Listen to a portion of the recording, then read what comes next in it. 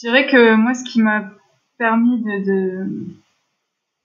d'avoir une approche différente du sport, c'est sortir un petit peu de cet aspect compétition et arrêter de voir le sport sous le prisme de la compétition, mais vraiment le voir plus sous un aspect plaisir et retour à la nature. Et après, de là, les choses découlent assez naturellement, mais ça peut être par exemple se dire, plutôt que d'accrocher 12 dossards dans l'année, un tous les mois, voire même plus, en faire un petit peu moins et s'autoriser plus d'aventures de son côté. Passer à des ravitaillements fait maison, peut-être réfléchir son rapport aussi au voyage que l'on va faire. Bonjour à toutes et à tous, bienvenue dans Émergence, le podcast qui présente les acteurs d'un monde plus durable. À travers ces interviews, nous espérons que vous découvrirez des parcours inspirants et des actions à entreprendre à votre échelle. Voilà, j'ai adoré me retrouver seule dans la nature face à la montagne. Je me sens toute petite et insignifiante et à la fois 200% vivante. C'est un peu cliché, mais c'est la vérité. Pour ne manquer aucun épisode, abonnez-vous sur Apple Podcasts, Spotify, Imago TV ou toute autre application. Bonne écoute. Bonjour Lisa, bienvenue dans Émergence. Pour commencer, est-ce que tu pourrais te présenter succinctement ? Bonjour Baptiste, écoute, je m'appelle Lisa, je viens d'avoir 30 ans, j'habite Marseille et je suis originaire d'ici, même si ça s'entend pas trop. Et c'est vrai que t'as pas d'accent. C'est vrai. Et je suis passionnée de trail et notamment de longue distance, mais je m'intéresse à tout plein de choses dans la vie et notamment tous les sujets liés à l'écologie. Voilà, pour une présentation très rapide. Ah, ça c'est très rapide. C'est vrai qu'aujourd'hui, le thème qu'on va aborder, je pense que c'est le sport et l'écologie, qui sont tes thèmes que tu maîtrises. Je me suis amusé quand même à regarder juste avant l'interview ton classement français au trail. Je ne sais pas s'il est juste, mais j'étais impressionné. Je ne m'attendais même pas à ça. J'ai vu que tu étais dans le top 200 française dans le trail et que tu avais beaucoup de podiums en plus à chaque fois. Tu viens de m'apprendre un truc, le top 200. Alors, je sais pas du tout sur quoi c'est basé. Et j'ai pas du tout la prétention d'être dans le top 200. Je pense que c'est un peu surcoté pour le coup. En effet, j'ai fait quelques podiums, mais c'est plus sur ce que j'appelle les petites courses à la saucisse, c'est-à-dire les petites courses locales. Donc voilà, donc oui, j'ai fait quelques podiums, mais après, à niveau national, clairement, je suis loin derrière les meilleurs, mais je me fais plaisir en courant et je pense que c'est le plus important. J'ai juste tapé ton nom, prénom, trail, et il y avait un site qui s'appelait B-Trail, et tu avais un peu un classement avec plein de courses et une moyenne pondérée. Tu arrivais dans le top 200 française et j'étais impressionné, je ne m'attendais même pas à ça. Moi, j'étais bon. Et une question importante, est-ce que tu pourrais expliquer ce que c'est un trail ? Parce que peut-être que tout le monde ne sait pas ce que c'est. Alors, écoute, la définition est assez vague, mais en gros, le trail, c'est de la course à pied en nature. Après, selon les personnes, ils vont mettre des critères de dénivelé, etc. Mais l'idée, c'est que voilà, la course à pied, c'est de la course plutôt sur route. Le trail, c'est de la course en nature, avec généralement un petit peu de dénivelé. Et ça peut se faire aussi bien en montagne qu'en forêt, autour d'un lac, etc. Mais voilà, l'idée, c'est qu'on est plutôt sur des petits chemins que sur de la route. Et est-ce que c'est en courant dans la montagne et la forêt que ta conscience écologique est venue, ou c'est par un autre biais ? Je dirais qu'elle est venue de plein de côtés et que bien sûr ça a joué, mais il n'y a pas que ça. Je crois qu'en fait j'ai commencé vraiment à venir vers ma conscience écologique. Le prisme d'entrée, ça a été un petit peu de l'alimentation en fait. Et c'est venu au fil du temps en fait. Au début, il y a quelques années, j'ai commencé à m'intéresser à l'alimentation, mais plus de façon très égoïste au début. Plus autour de ma santé en fait, me dire bien manger, donc j'ai commencé à m'intéresser à manger local, manger bio, et puis du coup ça m'a amené sur d'autres sujets. Je me suis rendu compte que c'était important pour moi, mais pas que, c'était aussi important pour la planète et pour les gens qui cultivent toutes ces choses. Et en fait je suis un peu arrivée vers tout ça via le prisme de l'alimentation, et petit à petit j'ai un peu tiré chaque fil et je me suis mise à m'intéresser à de plus en plus de sujets, et c'est un peu comme ça que c'est venu. Mais effectivement, le fait de courir en nature, ça me donne d'autant plus envie d'en prendre soin. Ça, c'est un point important. Il y a plein de points d'entrée, j'ai l'impression, à l'écologie. Il y en a, c'est le voyage. Toi, c'est l'alimentation. Et là-dessus, on sait que on a l'image du sportif qui mange plein de viande, plein de protéines. Il y a un super documentaire sur Netflix qui est vraiment à l'américaine, c'est The Game Changers, Ouais. où ça montre des sportifs de haut niveau qui sont tous devenus véganes ou végétariens. Toi, qu'est-ce que tu as fait? Qu'est-ce que tu as changé dans ton alimentation et est-ce que ça a impacté tes performances sportives? Alors de mon côté, le fait de devenir végétarienne puis végétalienne, ça n'a pas non plus dramatiquement changé mes habitudes parce que j'ai jamais été une très grosse consommatrice de viande, mais c'est vrai que au fil du temps, je l'ai réduit. À un moment donné, je me considérais un petit peu flexitarienne, même si aujourd'hui j'aime plus trop ce mot-là. Et c'est vrai que maintenant je suis totalement végétalienne, donc je ne consomme ni viande ni produits laitiers.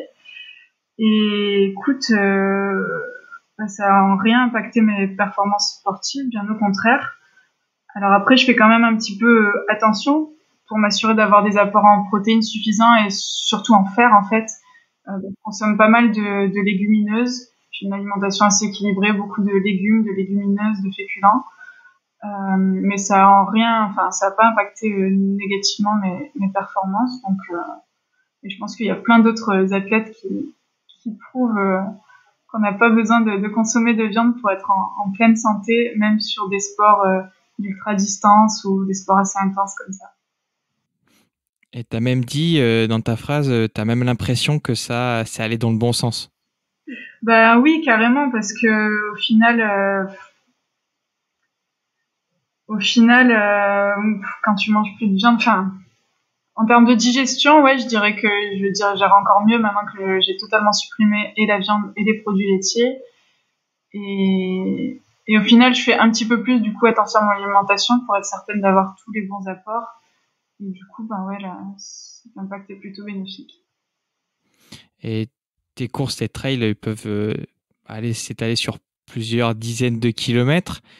Pendant ces courses, comment toi Moi, j'ai jamais fait de trail, hein, j'en ai vu un petit peu, mais comment justement tu vas t'alimenter pendant ces courses qui sont quand même très intenses et très longues, hein. Je pense qu'il y en a qui durent plusieurs heures, voire dizaines d'heures pour, je sais pas si tu as fait des ultra trails de ton côté. Oui, j'ai fait une ou deux assez longues distances, notamment un 110 km et quelques épreuves aussi à étapes, du style tu fais 50 km un jour et puis 50 le lendemain. Donc, faut bien manger et bien récupérer entre les deux. Et du coup, mon alimentation, ben, je fais une partie de mes ravitaux moi-même, en mode ravito maison, zéro déchet. On pourra peut-être en parler un petit peu plus tard. Et l'autre partie, ben, quand tu fais un trail, tu as aussi des ravitaillements qui te sont proposés tous les 10-15 km où tu peux manger. Et tu as toujours des choses comme des fruits secs, du pain, des petites choses qui sont naturellement véganes et que du coup je peux consommer. Et je complète avec mes petits ravitaillements maison. Mais en gros, les fruits secs, ça prend une grande part. Et sur les longues distances, ce qui est souvent proposé et qui est pas mal du tout sur le ravitaillement, c'est ils proposent des soupes et des bouillons. Et ça, c'est top. Ça réchauffe dans la montagne. Oui, c'est ça. Et puis, ça rapporte plein de sels minéraux, plein de bonnes choses pour recharger les batteries. Et tu as noté un point important, tu parlais de fer. J'ai un peu préparé comme cette interview et lu tes articles. Et ce que j'ai trouvé intéressant, tu avais un article où tu venais sur un retour pendant 2 ans après. Tu as parlé d'une carence en fer et tu parlais justement de l'importance en fer. Est-ce que bon, je suis pas du tout docteur, hein. J'ai juste fait quelques recherches pour comprendre un peu la carence en fer. Ils disent que c'est souvent à cause du manque d'apport de viande animale. Toi, comment tu as réussi pour pallier à cette carence en fer de ton côté? Alors, c'est vrai que le fer chez les sportifs, et surtout les sportiveux, c'est un assez gros sujet. Parce qu'il faut savoir que les femmes ont un besoin en fer accru par rapport aux hommes, notamment du fait qu'on ait nos règles et des choses comme ça. Le problème dans l'alimentation végétalienne avec le fer, c'est pas quand ça manque de fer, c'est qu'on fixe souvent beaucoup moins bien en fait le fer non héminique, c'est-à-dire le fer qui vient des végétaux par rapport au fer animal. Le fer animal, en général, on le fixe, on l'assimile super bien. Le fer végétal, c'est parfois un petit peu plus compliqué, d'où parfois les problèmes de carence chez certaines personnes. Mais au final, en consommant suffisamment d'aliments riches en fer, et il y en a plein, type les légumineuses, il y a plein de légumes qui sont riches en fer, notamment les légumes à feuilles vert foncé, type les épinards, voilà. Et en fait, il y a quelques petites astuces derrière à suivre, et une fois qu'on les a prises, il n'y a aucun souci, mais c'est par exemple favoriser la consommation de vitamine C dans un même repas que le fer, ça va permettre de mieux l'assimiler. Donc ça peut être tout simplement manger une orange à la fin de ton repas, ou mettre un petit peu de jus de citron sur ta salade de lentilles.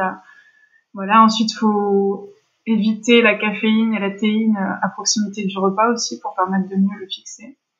Et voilà, c'est des petites astuces comme ça, mais en général, une fois qu'on a trouvé son rythme de croisière, ça se passe plutôt bien. Parfois, il faut se faire accompagner, enfin, ça peut être une bonne option de se faire accompagner par un ou une nutritionniste si on a un petit peu peur à ce niveau-là et qu'on n'a pas trop l'habitude d'une alimentation végétale et que du coup, on passe du jour au lendemain de manger de la viande à une alimentation végétarienne, mais sinon, globalement, ça se passe plutôt bien.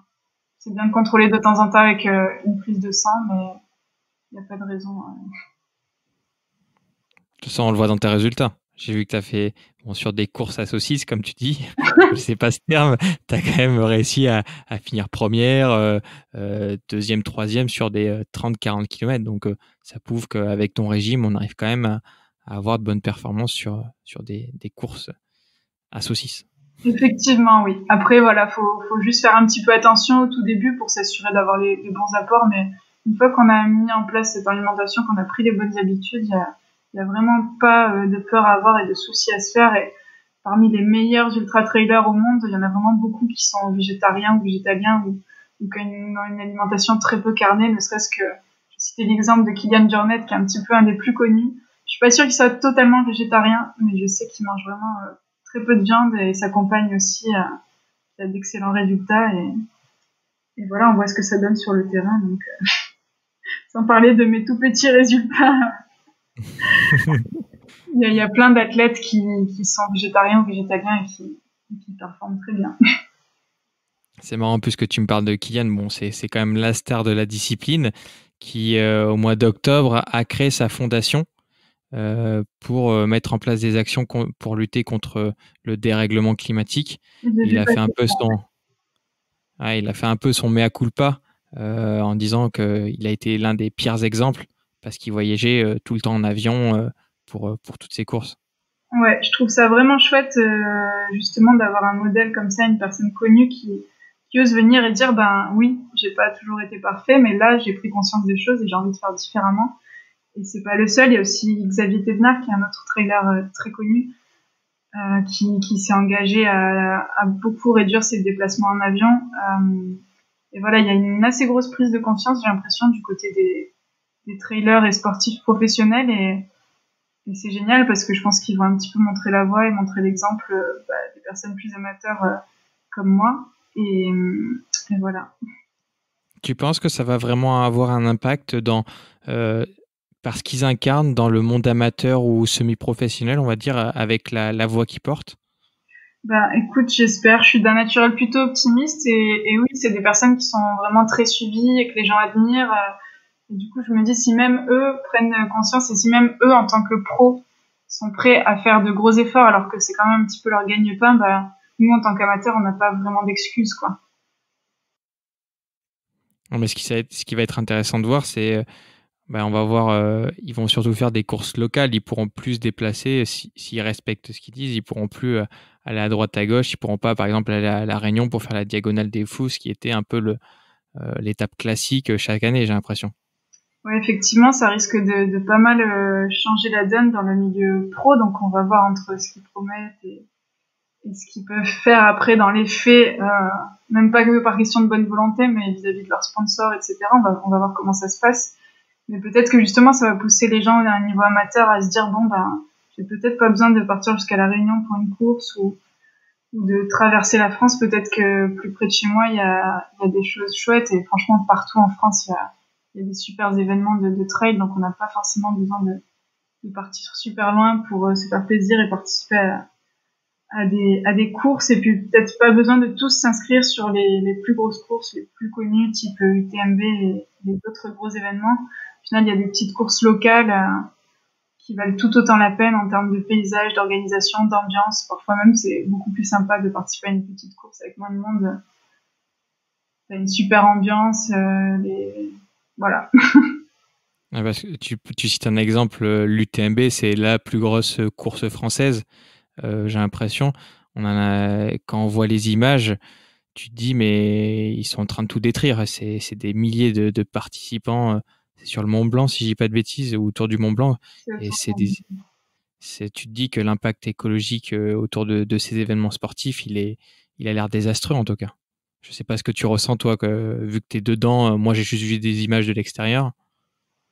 Ben, j'ai assez peu participé à des très très gros événements, mais pour le coup, l'UTMB, j'ai encore jamais participé à une des courses de l'UTMB. J'aurais dû faire la CCC cette année, c'est un format un petit peu en dessous qui fait 100 km.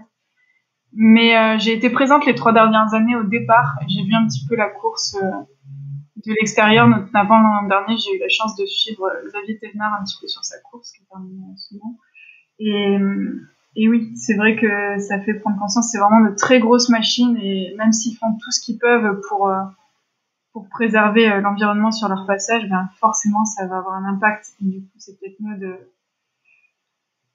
faire moins de courses et des formats, enfin pas des formats plus courts, mais par contre avec un petit peu moins de monde pour diminuer l'impact. Je pense qu'à l'avenir, on va peut-être revenir un peu plus à ça, et en tout cas, ce serait pas une mauvaise chose.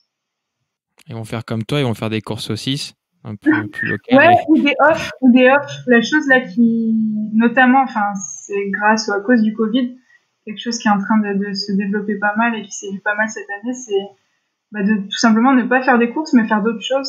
Aller partir sur un sentier de grande randonnée. Le Tour du Mont Blanc, t'es pas obligé d'avoir un dossard pour le faire, hein. Tu peux le faire en 3, 4, enfin, à la base, c'est un sentier de randonnée qui se fait sur 2 semaines à peu près. Mais tu peux aussi te mettre un challenge sportif et décider de le faire en 2, 3, 4, 5 jours. Il y a des refuges sur le chemin, ou alors tu peux décider de le faire en autonomie.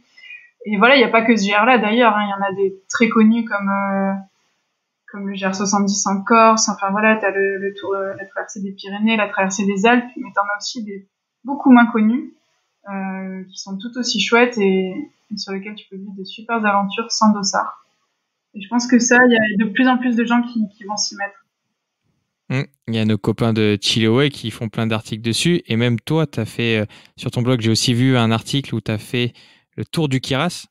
Ouais. Et tu l'as fait toute seule. Donc c'est parfaite transition pour parler des voyages seuls quand on est une femme, parce que on a parlé avec Ben il y a 2-3 semaines dans un autre podcast qui a fondé Expédition Zéro, que tu connais, qui est aussi de Marseille. Et on parle beaucoup d'aventuriers, mais un peu moins d'aventurières. Donc c'est aussi pour ça que tu es là aujourd'hui, hein. Tu es une aventurière et tu fais des micro-aventures. Est-ce que tu peux nous parler un peu de cette expérience, ce voyage seul que tu as fait, et nous expliquer un peu cette démarche que tu as eue? Oui, bien sûr. Alors juste avant, je me rends compte que j'ai dit GR70 en pensant au GR20 encore. Je l'ai entendu, je me suis dit, bon, de toute façon, les gens Oui, connaissent pas tous les GR. c'est un GR, mais bon, quand même, les gens vont se dire. Mais en fait, ouais, le GR58, c'est pas le premier GR que je fais, et justement, je repense au GR70 parce que c'est une aventure que j'avais vécue il y a 1 an avec une copine, Laura. Donc j'ai pas commencé toute seule, j'ai commencé par faire un GR avec une copine l'an dernier. Le GR70, c'est le Stevenson, qui part du Puy-en-Velay et qui descend jusqu'à Saint-Jean-du-Gard. Et donc on avait fait ça à 2, et voilà, j'ai commencé vraiment par des trucs. Ouais. On avait d'abord fait ce GR à 2, et du coup ça m'a donné la confiance de me lancer toute seule. Et là effectivement cette année je me suis lancée sur le GR58, qui est donc le tour du Kéra, que j'ai fait sur 3 jours avec mes nuits en refuge. Et écoute, tout s'est bien passé. J'avais organisé mon truc à l'avance, j'avais réservé mes nuits. Tu vois, j'ai pas fait ça, je me suis pas non plus lancée tout de suite avec du bivouac seul. Là, vraiment, je passais mes nuits en refuge, et au final, tout s'est très bien passé. J'ai croisé plein de monde sur les sentiers. J'étais jamais vraiment toute seule, donc en termes de sécurité, il y a des moments où je me retrouvais seule, mais je finissais toujours par croiser quelqu'un, donc je savais que s'il m'arrivait un pépin physiquement, je pouvais soit utiliser mon téléphone, soit j'y allais forcément avoir quelqu'un qui allait arriver à un moment ou à un autre. Et ensuite, pour le reste, le fait d'être une femme, vraiment, j'ai pas ressenti de danger ou de peur à aucun moment enfin, l'expérience a été très positive à ce niveau-là. Après, comme je te dis, je partais préparée physiquement, en ayant calculé mon itinéraire, en ayant prévenu à tous mes proches savaient où j'allais. Donc voilà, il n'y a pas de raison spécifique d'avoir peur. C'est une bonne leçon. Et qu'est-ce que tu as appris pendant ce premier voyage seul dans la montagne, bon, qui avait l'air quand même bien préparé, c'est un point important. Qu'est-ce que j'ai appris? Bah, écoute, bonne question. Parce que tu apprends beaucoup de choses. Hein. Je te suis un petit peu. Tous les jours, tu nous parles de podcast. Tu as l'air d'une personne qui consomme beaucoup d'infos et qui apprend énormément au quotidien. Donc, c'est pour ça que je te pose cette question. Ben là, justement, tu te coupes un petit peu de toutes ces infos et tu te retrouves un petit peu seul avec toi-même et la montagne. Et c'est un super moment, justement, pour faire une genre d'introspection et te retrouver seul avec tes pensées. Et je trouve ça génial. C'est assez difficile à décrire, mais c'est vraiment unique. J'adore courir avec des amis, partager ces moments-là avec du monde, mais c'est vrai que courir seul, c'est autre chose. Et c'est hyper enrichissant aussi. Et voilà, j'ai adoré me retrouver seule dans la nature face à la montagne. Tu te sens toute petite et insignifiante et à la fois 200% vivante. C'est un peu cliché, mais c'est la vérité. Ouais, en plus, c'est vrai que c'est ça. Tu es tout le temps dans tes pensées, mais tu es quand même assez connecté à ton environnement. C'est assez bizarre comme sensation. Ouais, c'est assez particulier, mais c'est quelque chose que j'adore et t'as juste pas envie que ça se termine. Et ouais, là, j'ai qu'une envie, c'est recommencer quand ce sera possible. J'espère que l'été prochain, la situation permettra de se lancer de nouveau, mais oui, j'ai clairement envie de revivre de nouvelles expériences comme ça. Ben, on va en tout cas revenir sur un autre sujet que tu as évoqué au tout début, c'est le zéro déchet. Parce Ouais. que donc, tu as réduit ta consommation de viande, donc ça c'est pour réduire aussi ton impact carbone et ta santé, mais tu as aussi d'autres actions qui sont importantes que tu fais au quotidien et dès que tu fais du sport, c'est le zéro déchet. Est-ce que tu peux nous expliquer un petit peu qu'est-ce que tu fais, comment tu t'organises pour faire du zéro déchet dans ton quotidien un petit peu et aussi quand tu essaies sur des événements sportifs parce qu'on sait qu'il y a beaucoup de bars protéinés, beaucoup d'emballages sur ces courses-là. Comment toi tu t'organises pour éviter ces déchets-là? Ouais. Ben écoute, le zéro déchet, ça a aussi été un petit peu de mes clés d'entrée avant de pousser un petit peu plus loin sur toutes les questions environnementales. Parce que comme je te disais au début, j'ai commencé par rentrer vers tout ça via le prisme de l'alimentation et le zéro déchet, ça a été un petit peu la suite logique du fait de consommer local, bio, en circuit court. Donc concrètement, je vais pas rentrer dans tous les détails de comment je m'organise en termes de zéro déchet, mais au niveau de l'alimentation, c'est assez simple. En gros, pour tout ce qui est épicerie sèche, enfin tout ce qui est courses classiques, je vais dans une boutique vrac.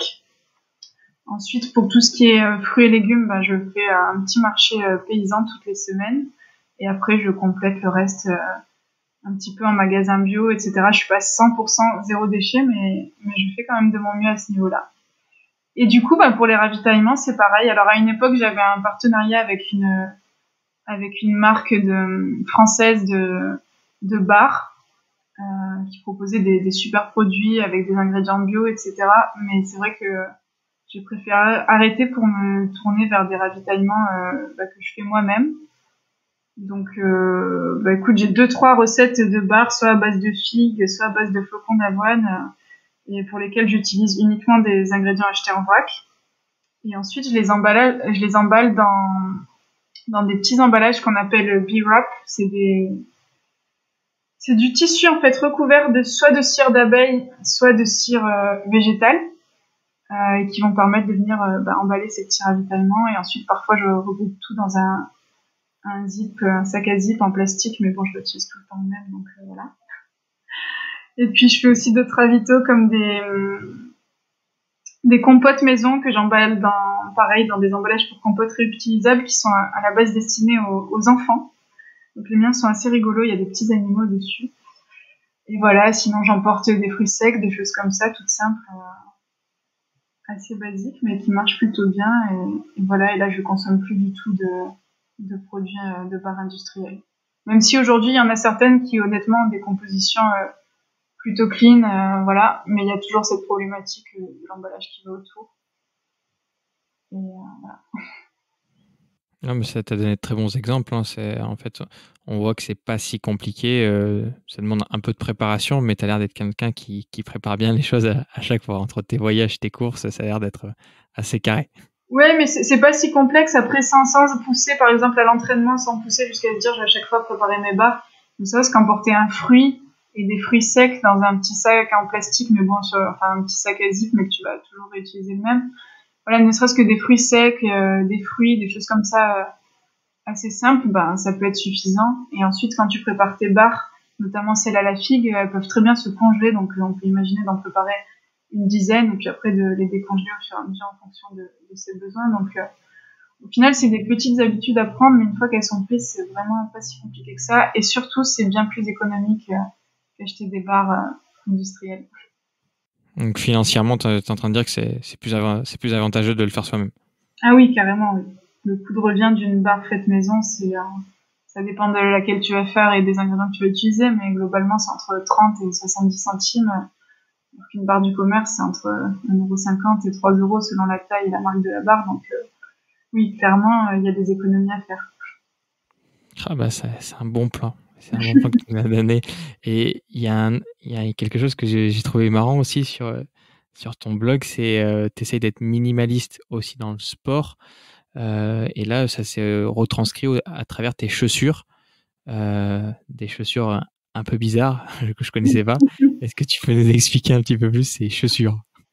Alors oui, c'est vrai qu'au fil du temps, je me suis retournée vers des chaussures de plus en plus minimalistes avec un drop assez faible. Donc le drop, c'est l'écart entre le talon et l'avant du pied. Et j'en suis venue à vouloir essayer ce qu'on appelle les Vibram, enfin oui, les chaussures minimalistes, que sont donc les Vibram Five Fingers, les chaussures à 5 doigts. Donc en fait, c'est des chaussures avec vraiment juste une semelle toute fine. Et au bout, ben, la particularité, c'est qu'il y a les 5 doigts de pied, en fait. T'enfiles tes doigts de pied dans... C'est comme des chaussettes avec des doigts de pied, quoi. Ça semble assez particulier, mais c'est hyper sympa. Ce sont, ouais, donc des chaussures minimalistes avec zéro drop, zéro amorti, et qui permettent de retourner, en fait, à une foulée, un maximum naturelle. Et donc j'ai testé ça quelques temps. Alors c'était en début d'année dernière et j'avoue qu'en fait ensuite j'ai eu une blessure au tendon d'Achille. Je sais pas si elle était due à ces chaussures-là. Je pense pas parce que vraiment j'ai fait ça très progressivement et je les utilisais pas tout le temps. Mais j'ai été blessée et c'est vrai qu'après comme je préparais un ultra, quand j'ai fini d'être blessée, ben j'ai pas trop osé revenir vers ça parce que j'avais vraiment peur de me blesser avant mon ultra. Et depuis, je les ai un petit peu délaissés. Je les utilise de temps en temps, mais sur des séances assez courtes de 15-20 minutes. Et pour l'instant, j'ai un tout petit peu mis cette idée-là de côté, mais dans l'absolu, j'utilise des chaussures avec un drop assez faible et un amorti assez faible ouais, pour essayer de revenir à une foulée plus naturelle. Ah, c'est intéressant. Moi, j'essaierai, hein, et pour ceux qui connaissent pas, je vous invite à regarder. C'est vrai que ça a l'air d'être assez intéressant. Ça se rapproche, on dirait, un peu des marathoniens grecs, ouais, qui couraient un peu pieds nus, j'ai l'impression. Donc c'est Carrément, vraiment. ouais. Puis en termes de course minimaliste, il n'y a pas que les Five Fingers. Il y a d'autres modèles de chaussures qui ont l'air un peu plus conventionnels en apparence, mais qui ont, pareil, un drop à zéro et un amorti très faible. Il y a aussi des gens qui courent carrément en pieds nus. Et puis il y a aussi, j'ai déjà croisé quelqu'un qui courait en Crocs, qui faisait des trails en Crocs. Donc comme quoi, chacun son approche, chacun sa façon de faire. Et écoute, il avait l'air de plutôt bien avancer avec ses Crocs. Donc j'ai envie de Ça te doit dire être un médecin. Faut avoir l'habitude d'être toujours en croque, les médecins dans les hôpitaux. Ça quand même. Après, il y a aussi les sandales. Il y a aussi les sandales avec pareil un drop très faible, enfin pas de drop et pas d'amorti. Donc ouais, il y a plusieurs possibilités de chaussures minimalistes. Et c'est vrai que c'est quelque chose, une chose à laquelle je m'intéressais beaucoup à un moment donné. Je m'en suis un petit peu éloignée, mais faudrait que j'y revienne. Les chaussures, c'est un petit peu le truc le plus compliqué quand on essaie de creuser et de chercher des alternatives plus, plus responsables en termes d'équipement. Aujourd'hui, au niveau du textile, il y a plusieurs marques qui se sont développées et tu peux trouver pas mal de marques qui proposent des vêtements en matériaux recyclés et recyclables, qui se tournent vers une économie plus circulaire, avec une fabrication française ou tout du moins européenne. C'est souvent fabriqué au Portugal. Mais voilà, il y a pas mal d'alternatives intéressantes qui sont en train de se développer. Et par contre, c'est vrai qu'au niveau des chaussures, ça reste encore super compliqué. J'ai découvert il y a pas longtemps, je sais pas si on peut citer ici des marques, et pour le coup, je suis pas du tout sponsorisée, mais j'ai découvert il y a pas longtemps une marque qui s'appelle Beats et qui est une marque vendéenne, qui fabrique ses chaussures en France et qui utilise pour tout le mesh, c'est-à-dire la partie du dessus de la chaussure, la partie en tissu, qui est faite à partir de bouteilles en plastique recyclées. Donc voilà. Et j'ai décidé de tester ces chaussures et pour l'instant, alors ça fait qu'un petit mois que je les utilise, mais pour l'instant, le test est plutôt très concluant. Mais c'est vrai que les chaussures, c'est un petit peu la partie compliquée quand on veut se tourner vers des équipements plus éco-responsables. Pour l'instant, il y a assez peu d'options. Mais c'est en train de se développer. Des grosses marques comme On Running ou Salomon sont en train de travailler sur des modèles qui devraient sortir courant 2021, avec au-delà d'une logique de matériaux recyclés, carrément une logique d'économie, enfin une logique circulaire. On veut proposer un modèle de chaussure où en gros, tu utilises ta chaussure et une fois que tu as terminé, tu leur renvoies et eux, ils vont réutiliser cette même chaussure pour en produire de nouvelles et ils t'en renvoient une nouvelle paire.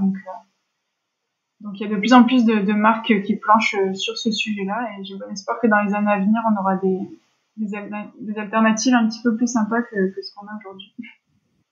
Ouais, mais c'est vrai que c'est un point important. En plus, si tu vois que les marques qui font ces vêtements, ces équipements, et que, on va dire, leurs icônes, comme Kylian Jornet, réfléchissent aussi à changer leur mode de consommation, c'est toute l'industrie, en tout cas du sport outdoor, qui va changer. Et c'est celle qui est le plus en contact avec la nature. On va dire, leur ressource première, c'est la nature. Donc, si elle n'existe plus, ils ne pourront jamais plus rien vendre aux gens qui veulent aller dans la nature. Donc, je trouve ça, euh, je suis heureux et content que cette industrie se bouge un peu parce que c'est quand même leur cœur d'entreprise, c'est l'outdoor. Donc, s'ils n'en prennent pas soin, je vois même pas comment eux peuvent réussir dans notre monde aujourd'hui. Ouais, on est bien d'accord, il était temps et écoute, ouais, pour l'instant, ça a l'air de partir plutôt dans le bon sens. Et j'espère comme toi que tout ça va se faire assez rapidement et que tous les acteurs vont suivre dans les années à venir, ouais. De toute façon, il y a encore plein de chantiers. Et justement, toi, de ton côté, bah, au niveau du sport, ton alimentation, tu as fait beaucoup de changements, mais il y a plein d'autres sujets sur ton compte Instagram où tu publies énormément de contenu. Enfin, j'ai vu plein de sujets, la banque, on en a parlé du zéro déchet, mais tu creuses tous les sujets. Et ce qui est assez intéressant, c'est que même toi, tu as un aspect critique de chaque chose que tu fais parce que j'ai l'impression que tu vas toujours au bout. J'ai un exemple là, j'ai quand même lu pas mal de tes articles. Tu as fait un plat à base de soja. Et Mhm. ce qui est marrant, c'est que dans ton article, il y avait une critique du soja, qui est souvent, on va dire, connu pour son impact carbone assez fort parce que c'est pas produit en France. Et toi, tu as quand même creusé le sujet, disant, bah, moi, j'ai regardé d'où venait le soja. Il vient d'Aquitaine dans notre cas. Donc, tu as toujours cette curiosité d'aller creuser les choses jusqu'au bout. Ouais, en effet. Enfin, en tout cas, en ce qui concerne le soja, c'est vrai que c'est un peu un faux sujet. C'est souvent on reproche en fait aux gens végétariens, végétaliens de oui, mais ton soja, il cause la déforestation, etc. Bah, si on creuse un petit peu plus de ce côté-là, en effet, il y a des gros problèmes avec la monoculture du soja, mais en général, c'est le soja qui est cultivé pour nourrir le bétail. Donc c'est un petit peu le faux argument. Et en effet, oui, là, le soja que j'utilise moi pour fabriquer du tofu, bah, c'est du soja qui vient du sud-ouest de la France, donc voilà. Mais oui, faut toujours creuser un petit peu les sujets et pas forcément s'arrêter aux premières apparences. Et aujourd'hui, est-ce qu'il y a c'est quoi les sujets qui t'intéressent en ce moment et que tu es en train d'approfondir? Plus ça va, plus j'ai une approche holistique des choses et au plus je me rends compte que toutes les thématiques sont liées et au final, les problématiques environnementales, ben, elles vont pas sans les problématiques sociales, qui ne vont pas sans les problématiques autour du féminisme, de l'antiracisme. Voilà, tout est lié au final et le problème dans le fond, ben, c'est la société très capitaliste dans laquelle on vit, mais voilà, j'essaie de toujours faire un petit peu le lien entre tous ces sujets et de creuser et de pas seulement voir un seul aspect. Et comment tu fais pour creuser ces sujets? Parce que tu donnes beaucoup d'informations sur ton compte Instagram, sur ton blog. Ouais, est-ce que tu pourrais nous donner un conseil pour s'accaparer ces sujets, trouver les bonnes informations? Parce que je pense qu'aujourd'hui, il y a plein d'infos sur Internet. Comment toi, tu arrives à vraiment trouver les bonnes sources d'informations? Ben, je dirais qu'il faut être un maximum curieux et se plonger dans plein de choses. Moi, j'essaie de croiser un petit peu les données et puis d'utiliser plusieurs moyens pour me renseigner. Je lis déjà, oui, pas mal d'articles sur Internet. Je suis des comptes Instagram. J'écoute beaucoup de podcasts, notamment le tien, bien sûr. Et j'emprunte pas mal de bouquins à la bibliothèque et en croisant un petit peu toutes ces informations, en général, j'arrive à ouais, je croise toutes ces informations pour au final me faire ma propre opinion et j'essaie, c'est le plus difficile, de pas me conforter tout le temps dans mes opinions, de pas toujours chercher l'information qui va dans le sens que je voudrais. Souvent, c'est ça le biais qu'on a, c'est on va avoir une idée préconçue en tête et du coup, on va aller lire plein de choses qui vont dans ce sens-là et c'est un peu tout le problème des réseaux sociaux d'ailleurs. On se retrouve un petit peu enfermé dans des bulles d'opinion avec les gens qui ont le même avis que nous. Et c'est toute la difficulté, et ça, j'essaie de chercher un petit peu des avis contraires à chaque fois pour au final me faire ma propre opinion, mais c'est assez difficile de sortir de ce truc-là. Et comment tu fais pour avoir ces autres opinions? Moi, ça m'intéresse. C'est vrai que tu évoques un cas important, c'est que moi, j'ai l'impression que dès que je vais sur les réseaux sociaux ou dès que je m'intéresse à des choses, je suis toujours dans les mêmes sphères, on va dire écolo, un peu bobo, bien pensant. Comment tu fais pour te confronter à d'autres opinions que, on va dire, les nôtres, hein, qui rejoignent toujours ces courants de pensée? Parce que comme tu dis, c'est important de contrebalancer son jugement et à chaque fois essayer de le rééquilibrer, mais avec d'autres avis. Ben, des fois, tout simplement, je vais sur des moteurs de recherche. On évite Google, bien sûr, on se tourne vers Ecosia ou d'autres moteurs plus sympathiques. Mais en gros, je fais des recherches et je tape des mots-clés. J'essaie de chercher un petit peu, oui, des opinions un peu plus variées, soit via ça, les moteurs de recherche, soit en allant sur Twitter. Alors Twitter, ça peut être aussi être un beau ramassis de bêtises, mais parfois ça permet de voir des avis un petit peu différents. Et voilà, mais je suis comme toi, j'ai parfois du mal à sortir un petit peu de ces sphères de gens qui ont toujours des opinions qui vont dans le même sens et qui me semblent au final être la bonne opinion, mais c'est pas forcément évident de sortir de ça, en effet. C'est vrai que c'est un très bon point et je pense qu'aujourd'hui, c'est un enjeu avec toutes les informations qu'on a, c'est un peu dur de faire le tri et surtout les réseaux qui nous poussent avec les algos d'avoir qu'un mode de pensée, celui qu'on pense avoir et nous alimenter sur toujours les mêmes sujets qui nous intéressent et pas nous confronter au reste. C'est quand même un point important. On arrive dans les dernières questions du podcast. Aujourd'hui, on a beaucoup abordé les thèmes du sport, tout ce qui est écologie, réduction d'empreinte carbone. Toi, quel conseil donnerais-tu à nos amis sportives et sportifs pour réduire leur empreinte carbone, du moins pour essayer de commencer? Vaste question. Au final, il y a tout plein de choses à faire, mais je dirais que moi, ce qui m'a permis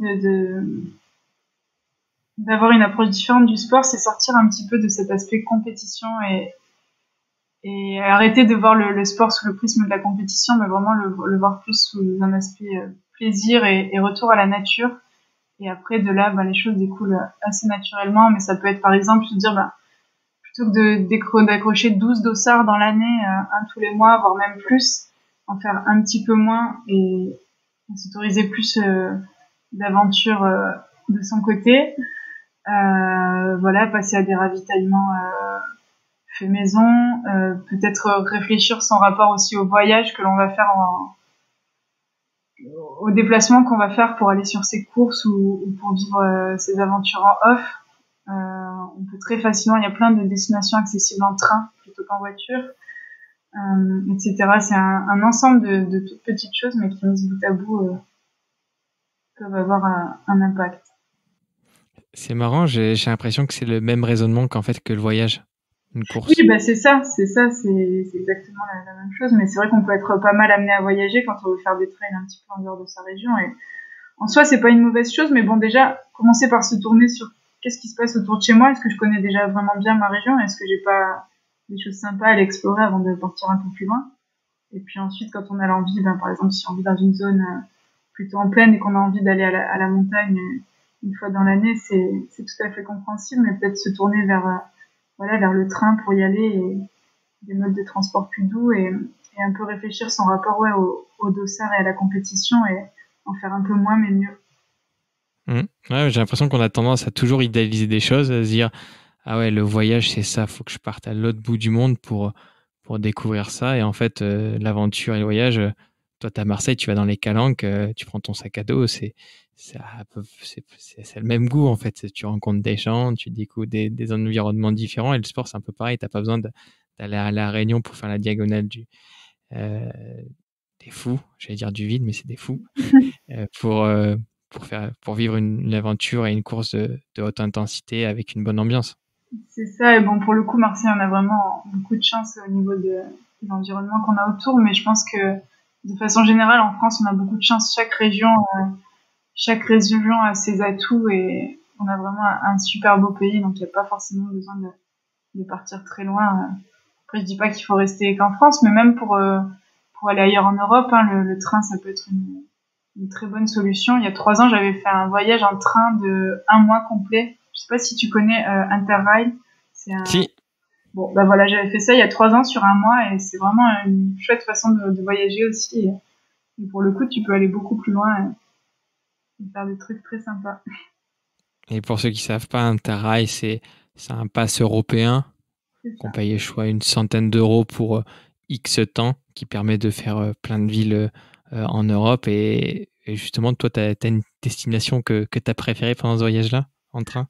C'est trop difficile de choisir. Mais j'ai eu un assez gros coup de cœur pour Budapest.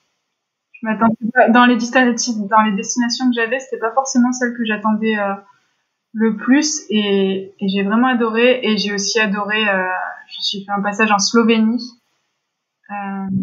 et j'ai vraiment adoré. Et du coup, 1 ou 2 ans après, je sais plus, c'était il y a 2 ans, j'y suis retournée pour faire un road trip, parce que c'est vraiment un pays qui m'a marqué et que j'ai adoré. Il y a très belle randonnée, et Ouais. il y a une ascension au plus haut sommet qui est pas compliquée en plus. Donc pour ceux qui veulent débuter la marche, ils peuvent monter le plus haut sommet de Slovénie assez facilement. C'est aussi une très belle destination pour le vélo. C'est assez bien adapté pour les cyclistes, les voitures là-bas. Il y a beaucoup de pistes cyclables, et même quand il y en a pas, les voitures ont l'habitude. Et j'ai fait un peu de vélo là-bas, et je me suis pas du tout sentie en danger. Donc c'est aussi un très beau pays pour les adeptes du cyclisme. Un bon conseil voyage, pas très loin, on peut y aller en train. Et il parle très bien anglais en plus, à mes souvenirs. Ouais, et les gens sont vraiment très gentils. La nourriture est bonne, on peut manger assez facilement végétarien, même s'il y a beaucoup de plats à base de viande. Ouais. Et nos 2 dernières questions, c'est quel livre ou ressources conseillerais-tu, et qui aimerais-tu écouter dans ce podcast? Une personne que tu n'as peut-être pas écoutée dans les 10 podcasts hebdomadaires que tu écoutes. Alors, livres et ressources, ça va être compliqué. Il y en a tellement. J'adore lire et j'adore écouter des podcasts, en effet, comme tu viens de le dire. Mais là, en livre, je pense à un roman que j'ai lu assez récemment qui s'appelle Le Cri du colibri, de Michel Hutt, ou je sais pas comment on prononce son nom de famille. Et en fait, c'est un roman qui se projette dans un avenir assez proche. Et je vous en dis pas plus, mais ça permet de réfléchir aux alternatives pour le futur. Et j'ai vraiment beaucoup aimé ce roman. J'ai l'habitude de lire des écrits beaucoup plus techniques. Et là, de lire un roman, ça m'a fait beaucoup de bien. Il est vraiment bien écrit et je pense qu'il peut plaire et parler à tout le monde. Donc, je recommande Le Cri du Colibri. Le Cri du Colibri. De toute façon, je mettrai le lien dans la description du podcast. Et qui aimerais-tu écouter dans ce podcast ? Tout plein de personnes, mais là, je vais parler de... à Marseille, on a un petit peu une figure emblématique. Je ne sais pas si tu connais One Piece of Rubbish, un déchet par jour. Non. C'est une association qui fait du ramassage de déchets, comme son nom l'indique. Et à Marseille, on a donc c'est l'escargot anglais qui a fondé ça. C'est un type assez hallucinant, complètement barré. Il est très très drôle. Il est un peu fou, mais c'est pour ça qu'on l'aime bien. Et qui encourage du coup à faire du ramassage de déchets. Et il a une personnalité assez décalée, mais il est vraiment super intéressant. Là, il est en train de faire une grande marche à travers la France où il fait du ramassage de déchets. Et ouais, je pense que ça pourrait être assez intéressant de m'interroger. Ah bah je me note, je connaissais pas du tout. En plus, ça me permet de faire une petite dédicace à Ben, qui a lancé on est en plein confinement. Il a lancé son défi. En plus, je crois qu'il t'a daillé dessus. Ouais. Alors moi, c'était déjà quelque chose que je fais un petit peu du plugging. Effectivement, il a lancé un défi de plugging, c'est-à-dire de ramasser des déchets pendant sa sortie. Donc l'idée, c'est de prendre des gants, un sac, et puis au lieu de faire pendant son heure autorisée, plutôt que de faire 10 km à tourner en rond, un petit peu venir ramasser des déchets dans son périmètre tout en courant, tout en trottinant. Et ouais, c'est une super idée, c'est déjà quelque chose que je fais assez régulièrement. Et là, c'est vrai qu'il m'a lancé le défi, donc il faudrait que je pense à faire un petit post là-dessus et voilà, répondre à son défi. Il faut que je le fasse aussi cette semaine-là. Je reprends la course, donc je vais le faire. Bien, en tout cas, merci pour ton temps, Lisa. Où c'est qu'on peut te retrouver ? Parce que j'ai beaucoup cité ton blog qui est super intéressant, plein de bonnes ressources. Et il y a aussi ton compte Instagram. C'est le moment où tu peux nous dire où te retrouver. Oui, alors mon blog, je l'alimente plus trop ces temps-ci, malheureusement. Mais c'est vrai que mon compte Instagram, c'est Lily Slowly, avec un underscore derrière. Je sais pas, je pense que tu pourras mettre le... Je mettrai le lien. Ouais, super. Donc voilà, c'est Lily Slowly sur Instagram. Et effectivement, mon blog, c'est Run and Write, mais j'avoue que je le mets pas trop à jour ces temps-ci. Mais bon, il y a pas mal de témoignages de mes courses passées, etc. dessus à retrouver. Ben, c'est noté. En tout cas, je mettrai tous les liens et je te remercie pour tout ce que tu viens de nous dire. C'était super intéressant, enrichissant et de nous montrer que le sport, on peut le voir d'une autre manière et que voilà, tu réussis et tu t'enrichis quand même. Ouais, écoute, merci à toi pour l'invitation et c'était un super moment d'échange. Et au plaisir et à bientôt sur Marseille parce qu'il se passe plein de choses en ce moment. Écoute, Marseille n'attend que toi. À bientôt, Lisa. À bientôt. Si vous avez apprécié cette interview, faites-le savoir à notre invité sur les réseaux sociaux. Vous trouverez les liens sur notre site internet emergence.co, ainsi que toutes les ressources pour approfondir le sujet. Et si vous voulez nous donner un petit coup de pouce, rien de plus simple, vous pouvez mettre un 5 étoiles sur Apple Podcast, vous abonner à l'émission sur les plateformes d'écoute ou partager l'épisode dans votre entourage. Et pour ne manquer vraiment aucune actualité, vous pouvez nous suivre sur notre Instagram ou notre compte Facebook. Nous tenons également à remercier Bertrand Jacquet pour la création de la musique du générique. À dans 2 semaines pour le prochain épisode. Bye bye.